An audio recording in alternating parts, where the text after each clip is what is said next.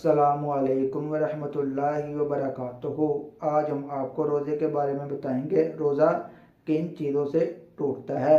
अगर रोज़ादार भूल कर कुछ खा पी ले या भूल कर बीवी के साथ हम बिस्तरी कर ले तो इससे भी रोज़ा नहीं टूटता।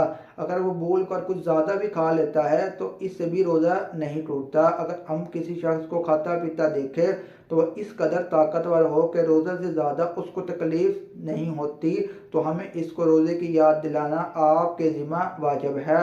अगर वो ताकतवर नहीं है, रोज़े से ज़्यादा उसको तकलीफ़ होती है तो इसको याद नहीं दिलानी रोज़े की और इसको खाने पीने देना है। रोज़े की हालत में तेल, सुरमा और खुशबुओं को सूंघना जायज़ है। और जो शख्स रोज़े की हालत में मर्द अपने बीवी के करीब लेटता है, जिस्म पर हाथ लगाता है और प्यार करता है तो ये चीज़ें जायज़ है। जो शख्स जवानी का इतना जोश हो कि मोहब्बत में खुदशा हो तो इसको ये काम नहीं करना, ये काम मकरूह है।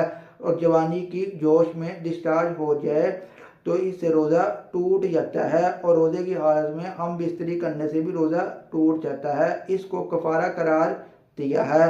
60 रोज़े रखेगा ये या 60 मिस्कीनों को खाना खिलाएगा। अगर वो रोज़े की हालत में ग्लूकोज चढ़ाए या इंजेक्शन लगाए तो तब भी इसका रोज़ा नहीं टूटता। और कान में कतरे डालने से भी रोज़ा नहीं टूटता। नाक में कतरे डालने से रोज़ा टूट जाता है क्योंकि नाक की जो नाली होती है वो दिमाग से मुंह में आती है तो इससे उसका जो कतरे डालेगा वो मुंह में आएंगे तो इस वजह से उसका रोज़ा टूट जाएगा। अल्लाह ताला हमें इस पर अमल करने की तौफीक दे। जज़ाकल्लाह।